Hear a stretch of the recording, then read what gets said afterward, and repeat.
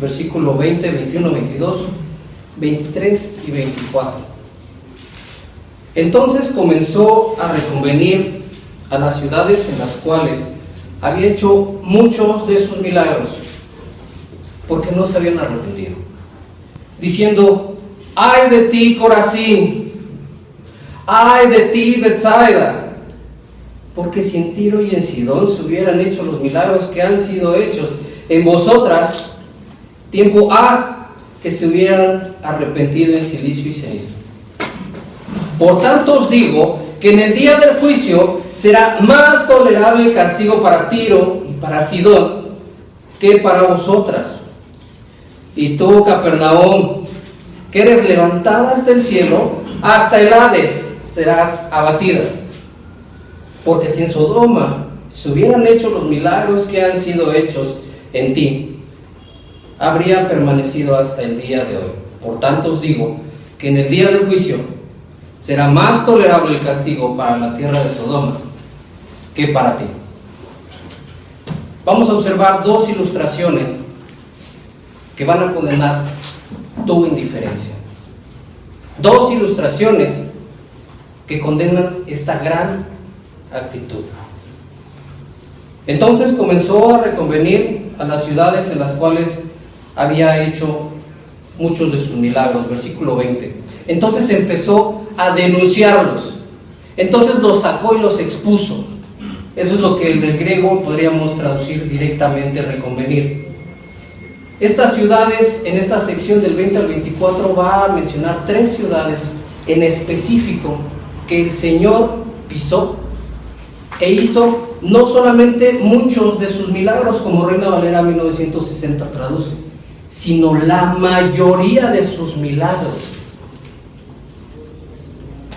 Juan, al cerrar su evangelio en el capítulo 21, versículo 25, dice: y hay también otras muchas cosas que hizo Jesús, las cuales si se escribieran una por una, pienso que ni aún en el mundo cabrían los libros que se habrían de escribir. Esto es, si lográramos meter cosa por cosa, milagro por milagro, señal por señal de las que el Señor realizó en el mundo, en los libros cupieran en el mundo, siguiendo este flujo de pensamiento de Juan, más de la mitad de sus libros se dedicarían a estas 3 ciudades. Más de toda esa totalidad enciclopédica cabría estas 3 ciudades. Ahí se hubieran hecho estos actos gloriosos de gracia y potentes del Señor Jesús. Esto es a lo que se refiere con la palabra milagro: acto de poder, un acto de gracia del Señor, una soberanía del Señor en hacerlo en estos 3 lugares en especial, pero mostrando todo el poder del Señor en estas 3 ciudades. ¿Por qué los está denunciando? ¿A qué se refiere con esta denuncia? Versículo 20, en su última parte: porque no se habían arrepentido. ¿Por qué el Señor había hecho estos milagros? Porque en su soberanía, en su tiempo, tenía el Señor que demostrar algo. De acuerdo a la palabra de Dios, las señales y los milagros eran para darle al mensajero un aval de su mensaje. Y Jesús había hecho tantos milagros que nadie podía dudar de que era el Rey y Mesías del pueblo de Israel. Pero ¿cuál era el fin temporal? Sanarlos, para llevarlos a un fin eterno: la salvación por medio del arrepentimiento. Y estas 3 ciudades no se habían arrepentido. Versículo 21: ay de ti, Corazín, ay de ti, Betsaida. Esta palabra ay, cuando nosotros escuchamos, cuando dice alguien y suspira: ay, Dios mío, o cuando alguien dice: ay, Padre, toma una dimensión real cuando el Hijo de Dios, cuando el Cristo, cuando el Mesías empieza a decir: ay de ti, Corazín. Es totalmente diferente a cuando a nosotros se nos sale: ay. Dios mismo está dando una orden, Dios mismo está dando una maldición a dos ciudades, Corazín y Betsaida, dos ciudades judías, dos ciudades que contenían pueblo elegido de parte de Dios. Corazín no se va a encontrar más que en el paralelo de Lucas 10, 13 y 16 y en esta porción de Mateo 11 del 20 al 24. No vuelve a existir en la parte bíblica, no tenemos ninguna otra evidencia. De hecho, lo único que nos queda son las ruinas que los arqueólogos definen que era Corazín, cerca de 3 kilómetros de Capernaum, cerca de 3 kilómetros del mar de Galilea. Y de Betsaida está un poco más lejos, a 4 kilómetros de Capernaum, y lo único que obtenemos son milagros como la alimentación de los 4,000, milagros como la de los 2 ciegos, pero de acuerdo a Juan 1:44 dice que Felipe era de Betsaida, así como Andrés y Pedro. Qué fuerte para sus discípulos escuchar que su maestro está diciendo en el versículo 21: ay de ti, Corazín, ay de ti, Betsaida. Está profiriendo una maldición. Ese ay está refiriendo un dolor, no por lo que me hacen a mí, sino por lo que sé que a ustedes les va a suceder. Porque si en Tiro y Sidón se hubieran hecho los milagros que han sido hechos en vosotras, tiempo ha que se hubieran arrepentido en silicio y ceniza. El Señor está evidenciando que el pecado de dos ciudades judías, dos ciudades del pueblo escogido, va a ser mayormente condenado a la de una ciudad, a la de dos ciudades, Tiro y Sidón, una región en común, que era pagana, idólatra, orgullosa, pero sobre todo en el contexto de Mateo, gentil. Esta es la primera ilustración que vamos a observar. Tiro y Sidón se encontraban en la parte noroeste de Israel. Fuera de Israel eran la sección fenicia. Si ustedes van a una papelería y piden una monografía de los fenicios, en la primaria no será obligado por una razón: fueron los creadores de todo el comercio, de lo militar naval. Fueron ellos los que se sentían poderosos a través de sus naves, a través de la fabricación de ellas, a través de sus remeros, a través de los capitanes de ellos. Isaías 23 y Ezequiel 26, 27 y 28 son los que abarcan estos juicios que Jehová ha proferido para ellos. Y son tan duros, hermanos. De Tiro y Sidón habla acerca de que los va a hacer como una piedra desnuda. Esto es como las ruinas. No va a quedar ninguna clase de mampostería, ningún grabadito iba a quedar. En el 332 Alejandro Magno cumple esa profecía. ¿Y cuál era su pecado de Tiro y Sidón? Nada más sentirse el príncipe, se sentía Dios mismo. Decía que estaba sentado en el trono de Dios. De hecho, Ezequiel 27, 28 es el que refiere acerca de que compara esta profecía al príncipe de Tiro prácticamente con Satanás. Tú que te sientes hermoso, tú que te sientes perfecto, tú que te sentabas con Dios, ese era el pecado. Y observen lo que Jesús va a decir en el versículo 21. Si los milagros que se hicieron en Corazín y Betsaida se hubieran hecho en estas ciudades paganas, idólatras, vanidosas y orgullosas, tiempo ha que se hubieran arrepentido, cosa que en el versículo 20 les está denunciando, porque no se habían arrepentido estas dos ciudades por el momento, Corazín y Betsaida. ¿A qué grado se hubieran arrepentido? Se hubieran arrepentido en silicio y ceniza. Para nuestra contemporaneidad es vivir de negro todo el tiempo, o como lo vemos algunas personas, un moñito negro. Hasta pena nos da decir que pasó algo.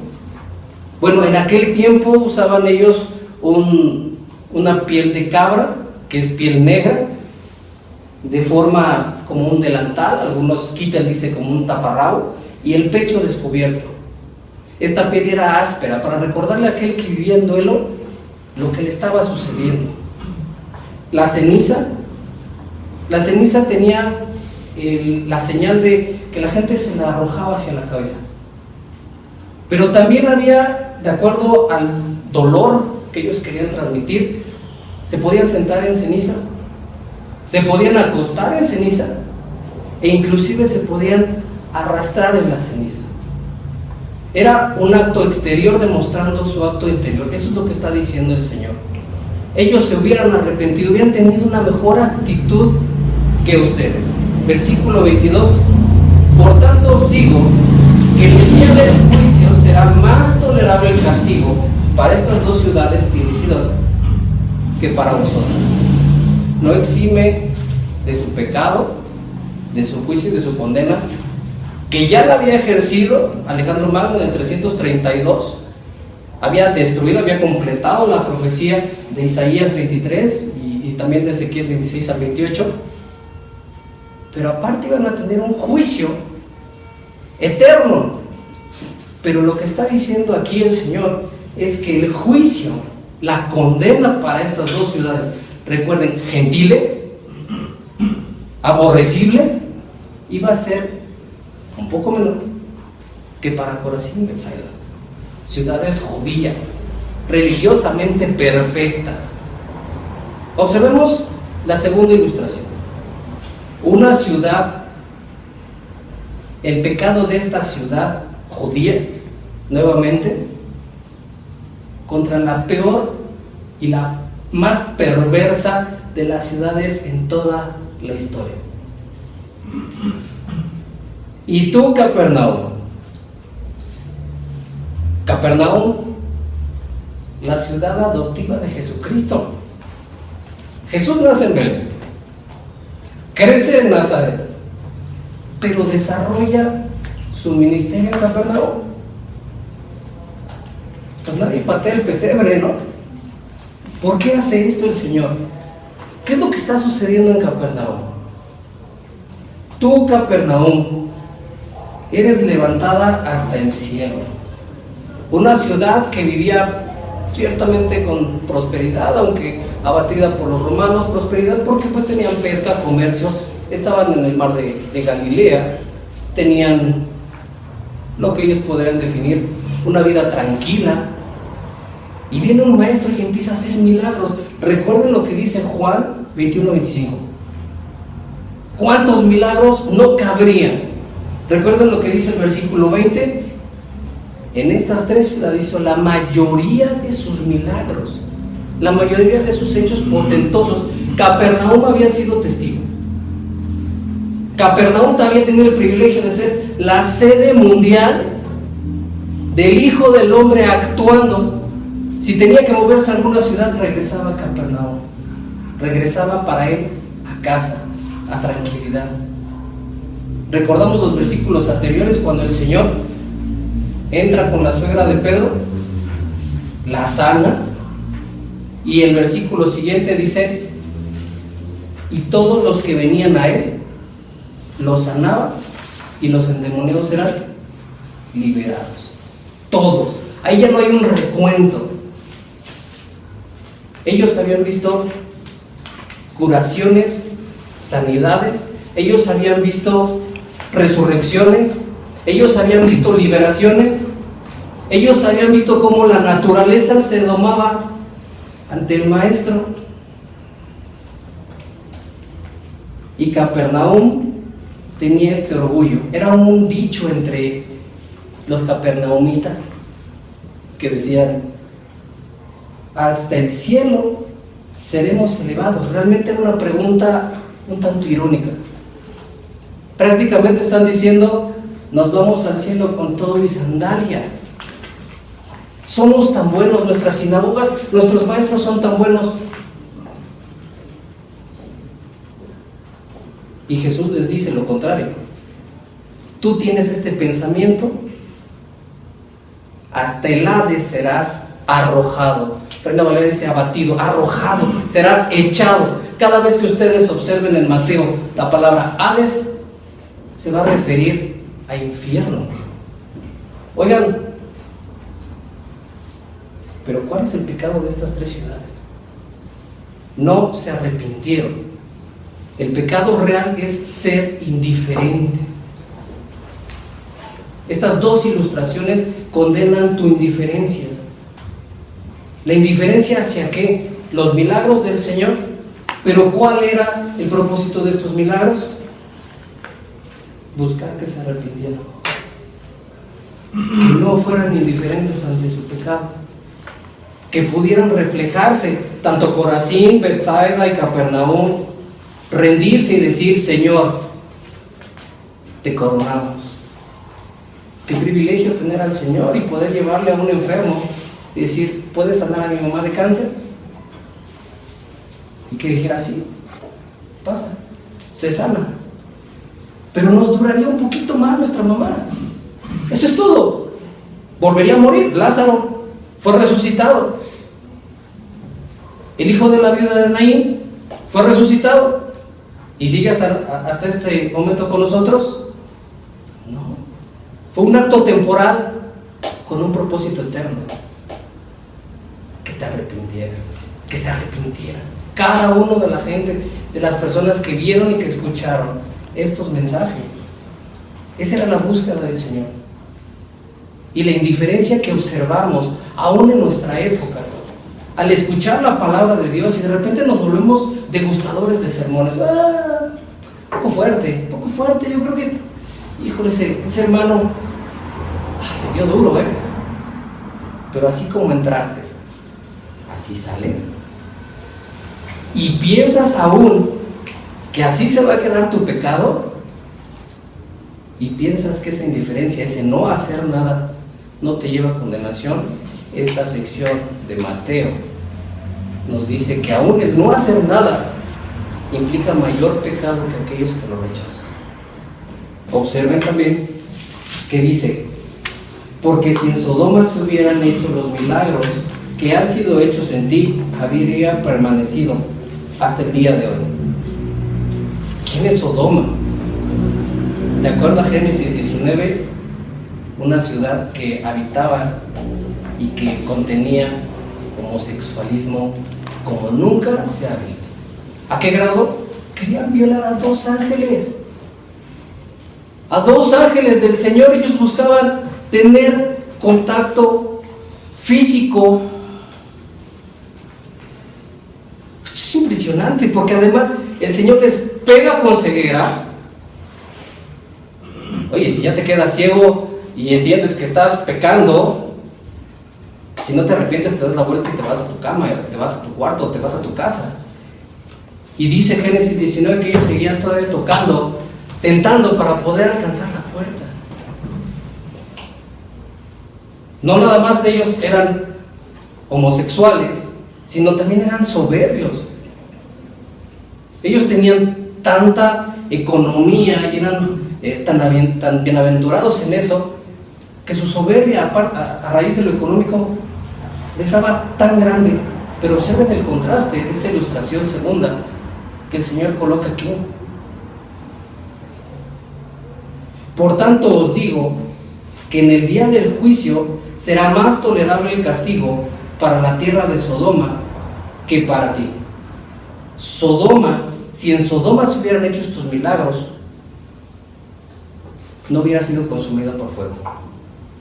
Y aún en el juicio, ahora sí, ya en el infierno, sería más tolerable el castigo para esta ciudad perversa, Pero además recuerden, Mateo nos enfatiza mucho esta ciudad gentil, que para Capernaum, que era una ciudad judía, que llevaba los ritos, que hacía todas las cosas de acuerdo a ellos, tenían una justicia perfecta. Jesús los denuncia, obviamente. El Señor coloca en estos versículos una indiferencia de estas tres ciudades: Corazín, Betsaida y Capernaum. Observamos en el versículo 22, así como en el 24, que hay grados en el infierno. Va a haber grados de castigo. No es un infierno donde gobierna Satanás y con un trinche le pega a cada uno para molestarlo y se ríe.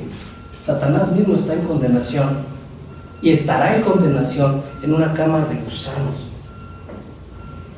Y abajo de ellos, de acuerdo a este texto, Capernaum, Betsaida y Corazín. Y después pongan la ciudad que quieran. Aquí colocan Sodoma, Tiro y Sidón.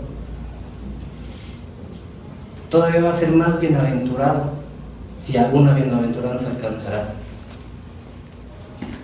¿Cómo puede ser el pecado tan grande de indiferencia ante la palabra de Dios, ante los actos que el mismo Jesús ha hecho, que nosotros hoy vemos en esta Santa Biblia, en estos 66 libros, mayormente condenada?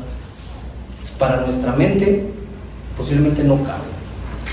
¿Cómo si yo nada más vengo, me siento y me voy y no soy creyente, pero soy expuesto a la palabra de Dios predicada correctamente? ¿Cómo eso me va a hacer una condenación mayor que la de un homosexual, que la de un orgulloso? No. Jesús está denunciando esto por la razón de que las obras que el Señor nos muestra en su palabra, su gracia abundante, supera cualquier entendimiento, supera lo que todo mundo pudiéramos tasar y colocar: pecado 1, 2, 3, 4 y 5. Nos está diciendo también que de acuerdo el incrédulo va a ser juzgado de acuerdo a qué tanto ha sido expuesto. Entonces, si tú eres indiferente a la palabra de Dios, a las vidas de la gente que te rodea, que buscan actuar de acuerdo a la Biblia, de acuerdo a los principios bíblicos, tu condena será mayor. Sería mejor que te arrepintieras.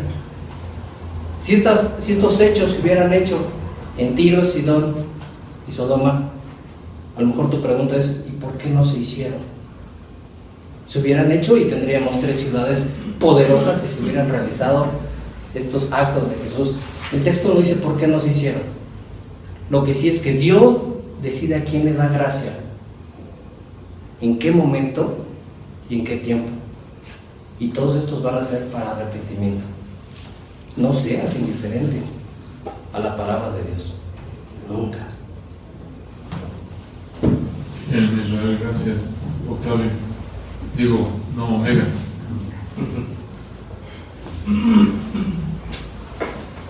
Bien, tus puntos fuertes, pues se ve que estudiaste, investigaste el pasaje, algunas definiciones interesantes precisamente a raíz de haber investigado. La definición de milagro, sencilla, sin entrar en más detalles y explicaciones. Y de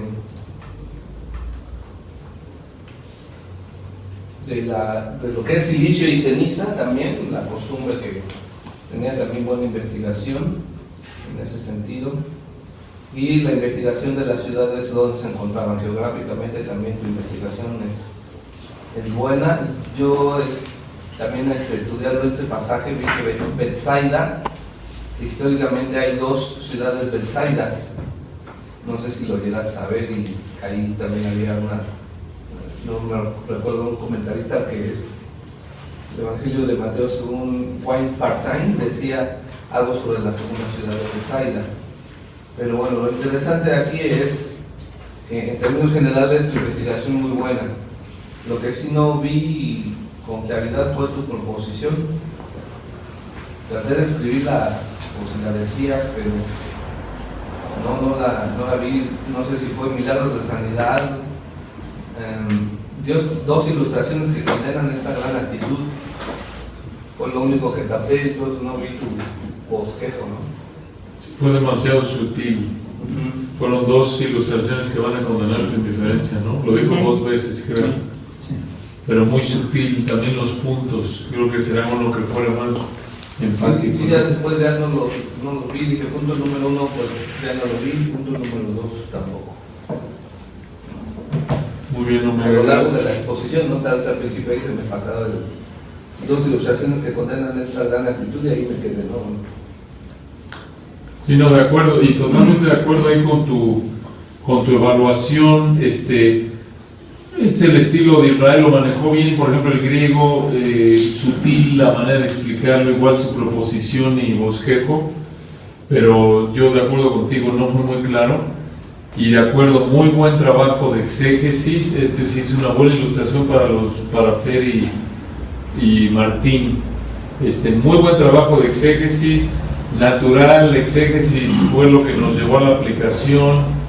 Muy buen trabajo realmente de llevarnos de regreso con un judío, un griego, un gentil, ¿no? Lo único ahí, Isra, yo diría, suéltate un poquito a tu estilo. Te veo muy bien preparado, a lo mejor estás un poco atado porque estás muy concentrado, si no se te va, no sé. Suéltate un poco y la aplicación de incrédulo creyentes me pareció un poquito turbia. Por implicación la pudimos ver, pero arrepiéntete, me imagino estás hablando al incrédulo, pero también tuviste aplicación al creyente y hubiera sido yo un poco más definido. Pero muy buen trabajo. En general no sé qué más opinen, hermano. Yo creo que lo más sobresaliente es que no usó apuntes. Sí, no, totalmente. Entonces yo creo que eso es muy, muy bueno, muy valioso. A lo mejor, como dices, hermano, el estilo más natural. sí, Ahí aprender de, pues bueno, fue una fortaleza bárbara de Fernando y Martín, ¿no? Sí. Octavio. Yo creo que aquí yo le puse su punto más fuerte, en mi opinión, esta vez fue lo homilético. Yo lo sentí muy fuerte. Muy fuerte en la homilética. Muy fuerte. Su presentación. Sí, creo que para mí es el mejor sermón que le he escuchado a Israel. Yo creo que sí. Yo estoy de acuerdo. Porque el pasado estuvo bien también de homilética, digamos, de presentación, pero le faltó un poquito ahí de exégesis. Y sí, aquí estuvo sólido todo, ¿no? Sí, sí. Bueno, pienso que, estando muy bien también, siento de parte de exégesis, obviamente creo que no es perfecta, ¿no? Tal vez en ninguno de nosotros, pero por ejemplo de la parte de milagro, tal vez puedo haber precisado un poquito más, porque por ejemplo Gruden compara, ¿no? Bueno, vamos a definir primero qué es milagro, ¿no? Porque a veces usar el sol es un milagro, ¿no? Aunque lo veamos todos los días, pues es un milagro que tengamos el sol. qué milagro que nos vemos. Sí, sí, ¿no? Entonces, ahí pudo haber un poco más de precisión en términos de definición. Y yo en general lo veo muy bien. Pienso que tal vez en la aplicación nada más como sugerencia, ¿verdad? Hoy mucha, pero muchísima gente es indiferente a la palabra de Dios, cristianos y no cristianos. O sea, gente que dice ser cristiana y gente que no es cristiana, son indiferentes a la palabra de Dios. Y eso quiere decir que no se han arrepentido. No se han arrepentido. Los que dicen cristianos no se han arrepentido de verdad, ¿no? Y yo sí pienso que son multitudes de gente que es indiferente a la palabra de Dios. De acuerdo. No, buen trabajo. Ese énfasis hubiera ayudado. Sí. No que estuvo mal, porque eso del sermón estuvo muy bueno. Nos pegó bien. Digo, la verdad, ahí muy bien. Fer y luego Héctor. Sí, yo creo que ahí, por ejemplo, el tema del arrepentimiento era ahí hubiera cabido bien el énfasis de Martín. Sí, arrepiéntense con todo, ¿eh? Sí. Sí, porque, por ejemplo, en el tema de las iglesias que tocó ahorita Octavio, se ve mucho la tibieza de los creyentes. No ves ahí los frutos del arrepentimiento.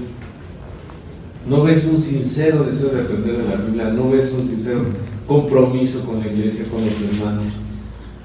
A mí este es un pasaje que sería buenísimo para... Fíjate. Y sabes que Israel, lo bueno es que de acuerdo con Fernando y Octavio, que sería una muy buena aplicación ahí, pero te mantuviste en el centro del pasaje. Sí. Apatía, indiferencia, falta de arrepentimiento. No te fuiste por arrepentimiento, porque ahí te hubieras ido por donde no debería haber sido. Sí era parte del pasaje, pero no lo central. Te mantuviste en lo central, en el eje. Héctor.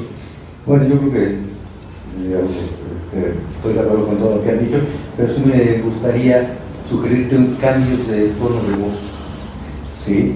Tanto cuando animas como cuando reprendes, que no sea bajo el mismo plano, porque no hay un cambio, no hay una variación, ¿sí? En el tema, en lo que estás exponiendo, en lo que tu convicción te está llevando a compartir.